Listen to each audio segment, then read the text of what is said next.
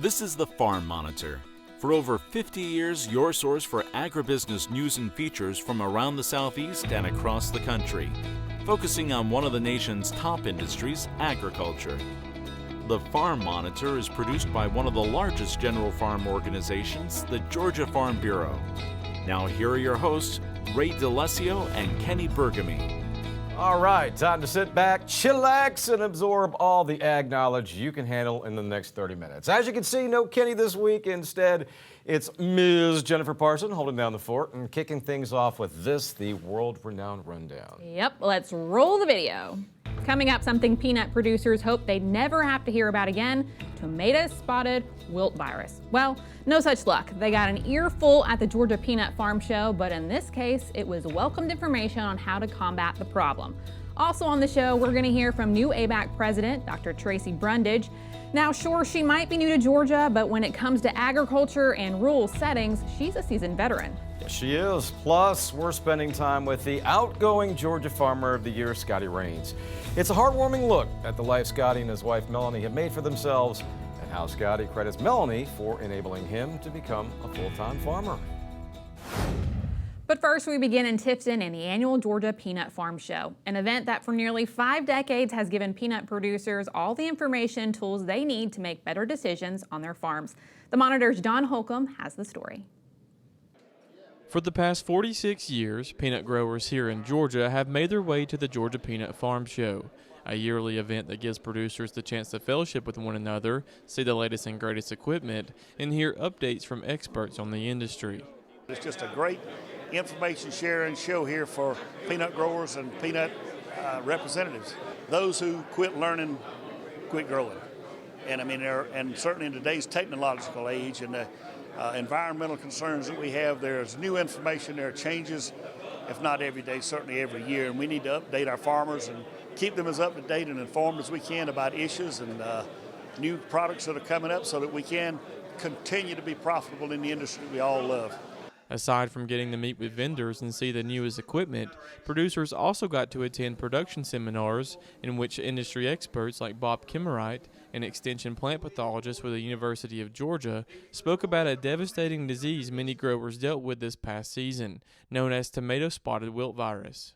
The disease caused by the tomato-spotted wilt virus leads to significant yield reduction. It leads to stunting of the plant, wilting of the plant, and also leads to a much lower pod yield on it. And so if we don't manage tomato-spotted wilt virus, it's very likely that our yields could be off by thousands of pounds. And that's why it's so important. We've been seeing this virus, tomato-spotted wilt virus, in peanuts since the mid-1990s. The problem in 2022, the 2022 season was, it was more severe than it's been in recent years. It was really, in some fields, was devastating. And we're not exactly sure why that was, but we believe the winter we had or didn't have was a warm winter, and the impact on the thrips populations, that vector that transmit the virus may have been a factor. But also, because it's been a few years since our growers have had a really bad year with the disease, they may be becoming a little bit lax, not focusing as much on all the management strategies they have. Kimmerite says the importance of having the correct management strategy can't be overstated, as growers only have one chance to keep the virus under control. When they close the furrow, when they move their tractors out of the field, there's nothing really else they can do to protect the crop. And the UGA peanut team works with growers to facilitate the information and also help them to understand they get one chance to fight this disease. You either put the right combination down at planting or you don't. There's no going back. It's because of that reason Kimmerite says it's vital producers utilize Peanut RX, a planting tool that will help them minimize the risk of the disease on their operations as they gear up for this upcoming season. If you are serious about fighting tomato-spotted wilt virus in 2023, you must pay attention to Peanut RX. Peanut RX is available to our growers through a website, peanutrx.org. They can also go through our production guides from the University of Georgia Extension, and they can also get it from various companies as well, following these steps to minimize the risk to this very important disease. Reporting in Tifton for the Farm Monitor, I'm John Holcomb. Meantime, it's official. Colquitt County row crop producer Bart Davis is your 2023 Georgia Farmer of the Year. The announcement and presentation taking place during the recent Ag Forecast event in Tifton. For more than 4 decades, Davis has farmed everything from cotton to cattle and says while he isn't one for recognition, he's humbled with the honor and looks forward to representing Georgia at this year's Sunbelt Ag Expo in Moultrie. It's a good thing to know that people out there think enough of you to nominate you and to be able to win it. You know, we have a pretty good sized farming operation and we've started, and me and my wife did, and come a long ways, and you know, it's good to have that recognition, and hopefully we can do good and represent Georgia. Yeah, definitely a big honor for him. Well, with longtime President Dr. David Bridges announcing his retirement last year, ABAC's nationwide search for his replacement took them all the way up to Pennsylvania and Dr. TRACY Brundage. Damon Jones tells you what plans the new president has for the future and why she is an ideal fit for the job. While more than 1,000 miles might separate her previous stop at Keystone College and her new home at ABAC, the gap between the two institutions isn't nearly that great, according to newly appointed school president TRACY Brundage. In fact, it's the similarities that really attracted her to the job. Everybody asked me, why did you come to South Georgia? And it's the mission of the school. And, you know, it is pretty far away from Pennsylvania, but really, I lived in many rural areas in Pennsylvania, you know, so I've been around agriculture my entire life. I've lived in rural communities in Pennsylvania. I've worked in schools that have had a mission similar to ABAC, with a hands-on experiential mission. That career, which has spanned more than 3 decades, has given her the necessary tools in order to succeed in the new position. I felt that, you know, my experience and the skills that I've developed along my 31-plus year career pathway really prepared me well. I spent the first 6 years of my career in educational roles in the private sector, and then I transitioned into higher education 25 years ago. It also helps shape her leadership philosophy, which is centered around the students and what they need to succeed in today's environment. We need to always remain relevant and innovative, in my opinion, and not be afraid of being revolutionary in the ways that we prepare and serve our students. So I'm a very student-centered leader and continue to provide those transformational experiences, those hands-on applied learning experiences that will not only contribute to their overall career success, but also help them become the very best that they can be in their lives. On that note, the college has recently started 2 programs that will not only fill a major void in the job market, but also attract new prospective students. We do have those 2 new bachelor's programs that we brought in the fall with agricultural technology management, you know, which is just such a growing field within the agriculture sector, and criminal justice, which is totally online. So we're able to broaden our service area. So how do we take a very good educational institution here and kind of open it up a little bit to, you know, other populations and stakeholders just beyond the traditional students. While some changes might be on the horizon, it's important to Brundage to honor the tradition of the school while moving it into the future. ABAC has a really proud past, and I'm going to work hard each and every day to build upon that past and continue the long-standing legacy of this college within our community, this region, and the state of Georgia, and even beyond. Reporting from Tift County, I'm Damon Jones for the Farm Monitor. After the break, take a stroll with Georgia's outgoing Farmer of the Year, Scotty Rains. What called him to farming in the first place, and why this down-to-earth producer from Turner County feels others are more deserving of the recognition.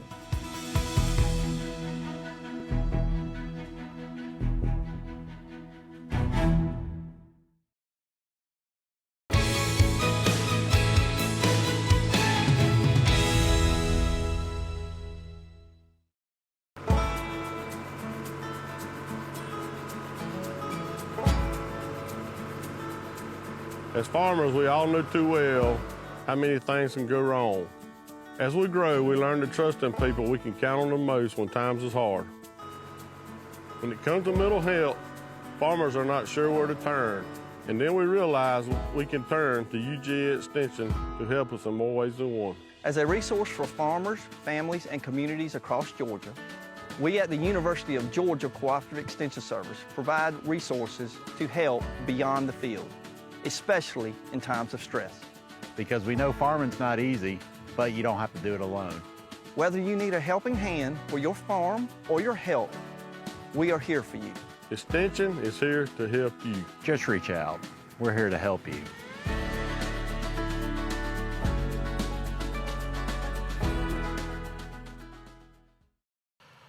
Earlier in the show, we heard from Bart Davis, the 2023 Georgia Farmer of the Year. His predecessor, Scotty Rains, well, safe to say Scotty has no problems passing on the torch. Those who know Scotty will tell you he is hardworking and the consummate family man. And as I found out this past fall, Scotty is just a humble farmer from Turner County, living the American dream.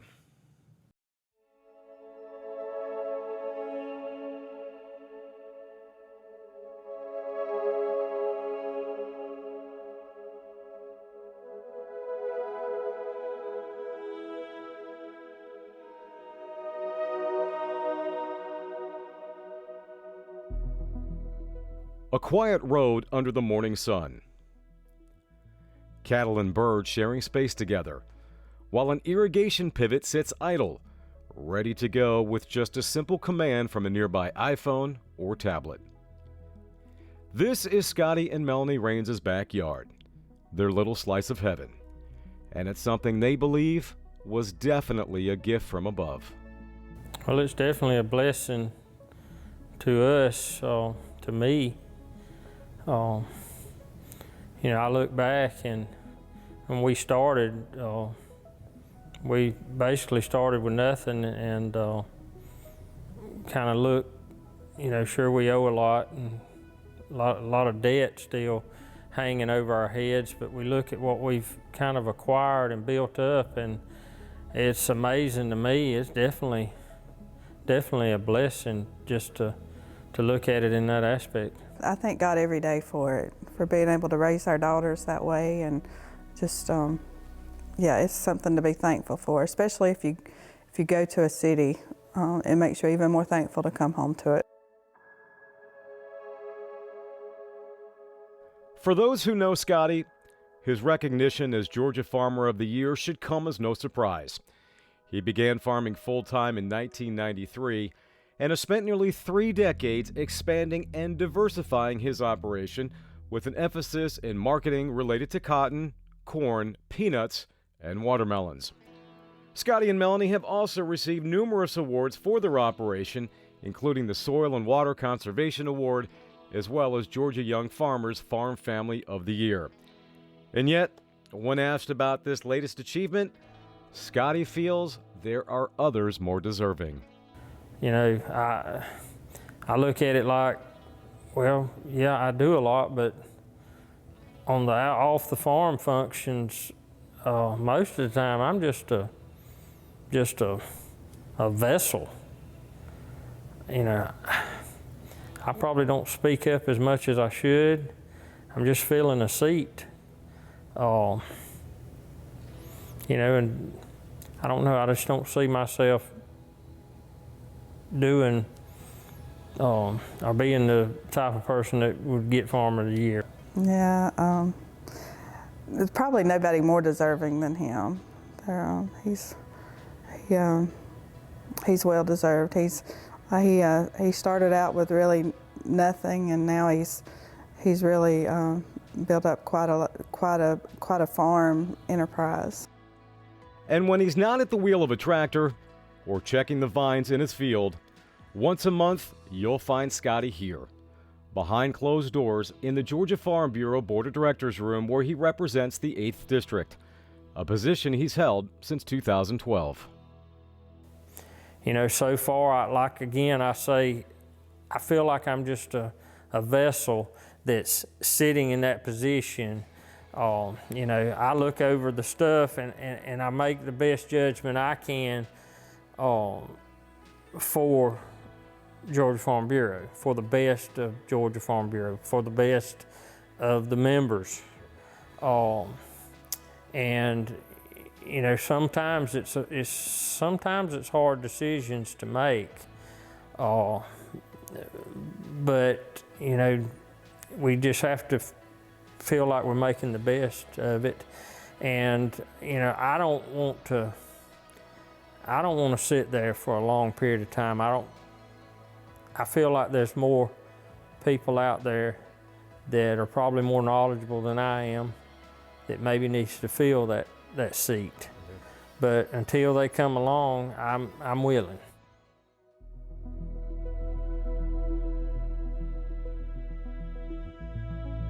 You know, listening to Scotty talk, he sounds like a man that's been around agriculture his entire life, someone born and raised on the farm. Believe it or not, that's not the case. Now, yes, his grandfather was a farmer and his dad had a pretty decent-sized garden when he was growing up, but it wasn't until later in life when Scotty met his wife, Melanie, that he had that epiphany, that aha moment. I worked off and on helped my brother-in-law bale hay some, and so I was a little bit active on the farm and enjoyed it, had a feel for it. But I went to work with a research farm, so I really put my hands in it. And you know, I was young and really didn't have a good plan. And I met Melanie, married her, and her father was a farmer. And he asked me if I wanted to farm. And I guess that would be the aha moment, and I, sure. They always say you marry somebody like your dad. Always say you marry somebody like your dad. Your dad was a full-time farmer. Do you see a lot of your dad and Scotty? I do. They both were fully devoted to their farming and also fully devoted to their families too. So yeah, I can see that in them. A lot of times when I'm planting, if I'm planting peanuts, if I'm planting cotton, whatever I'm planting, during that time on that tractor, sometime I will just stop and pray for that seed, that God give the increase. You know, so I guess what I'm trying to say is you have faith through putting that seed in and watching it, and you reap from the benefit of it and you see it. You know, it just, I think that would be the love of it.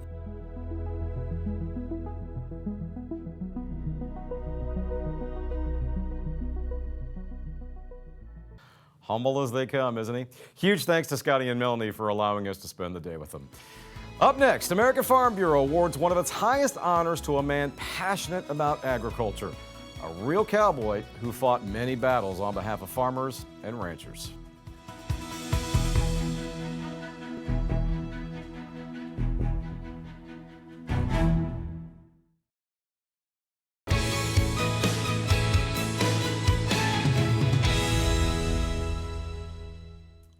Finally this week, after 4 decades as an ag leader in Washington, D.C., fighting for you, the American farmer, Dale Moore is officially retired and enjoying some well-deserved R&R. Recently, Moore's longtime employer, American Farm Bureau, sent him off in style by naming him their 2023 Distinguished Service to Agriculture Award winner.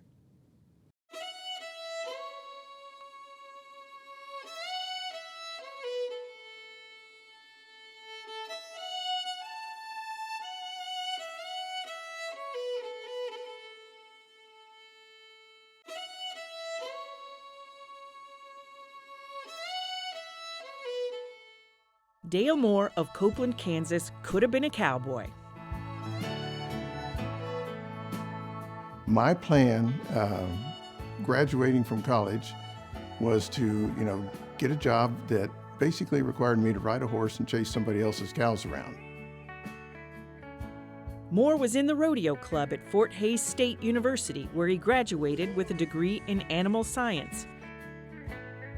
8 seconds isn't long for most of us. In a rodeo, it's a bone-jarring ride to score points. The bulls, the bareback, the saddle bronc events were a lot of fun. It was the culture and the camaraderie and the friends that I had. Not so much, the winning experience I had in rodeo. Moore thrived in the rough and tumble world inside the Beltway. This time, he stayed in the saddle for 40 years. He was a champion for agriculture in the public and private sectors. Dale was one of those people that came along at the right time when this organization needed him. He was in Congress when we needed him as farmers and ranchers writing farm bills. He was leading USDA as chief of staff down there just during the right time. His career in Washington was remarkable. Executive with commodity groups, legislative director of the House Agriculture Committee, chief of staff to secretaries of agriculture, and executive vice president of AFBF. First of all, I want to say congratulations to Dale. But I think coming from rural Kansas and then the opportunity that he's had to serve in so many different areas in D.C. representing agriculture has been such a benefit to all of us, and particularly American Farm Bureau. His mentor, Senator Pat Roberts, worked on 8 farm bills before he retired. Moore was involved with 7. I think Dale Moore's fingerprints are on a lot of things that we have at our fingertips today as farmers and ranchers. Thankful for all his work that he has done, because it has definitely changed agriculture and made it more sustainable for the future. Reflecting on the 7 farm bills he worked on, Moore said final decisions by Congress often came down to a matter of budget. Do I have the resources for it? Got a great idea, but that great idea is going to cost, $1 bazillion. And if it costs that much, then Congress, outside of the ag family, is going to look at you and go, okay, Dale, what are you willing to cut out of your other farm programs? Moore's parents were active Farm Bureau members. His mom passed away last year after many years on the Kansas Farm Bureau's Women's Committee. His mother, Gay Beth Moore, was his high school English teacher. I got to sit with Gay Beth for many years in our policy development process. Obviously, a lot of it rubbed off on Dale. Moore and his wife Faith recently moved into a home in Maryland. He can relax after putting in farmer's hours for so many years on behalf of American agriculture. His reputation is he's a selfless servant, and he showed that by all the years he stayed away from his family and stayed on Capitol Hill and USDA and here at American Farm Bureau to serve, and it takes a selfless servant to do that. When I stop and think about all of the success, the joy, the blessings I've had in my career, I can't put enough chairs around me to seat all the people that were a key, important part of that process. Dale Moore, winner of the 2023 American Farm Bureau Distinguished Service to Agriculture Award.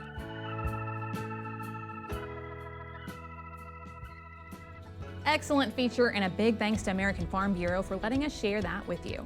Before we send you on your way, a friendly reminder that for all the latest ag news regarding food, recipes, and what's happening on Georgia farms, be sure you check out all of our social media platforms, including farm-monitor.com. You'll stay informed and see what's up in the world of agriculture and with us here at the show. For Jennifer, Kenny B, and all of us here at the show, I'm Ray D'Alessio saying thanks so much for spending time with us. Take care, stay safe, and we'll see you next time right here on the Farm Monitor. Have a great week.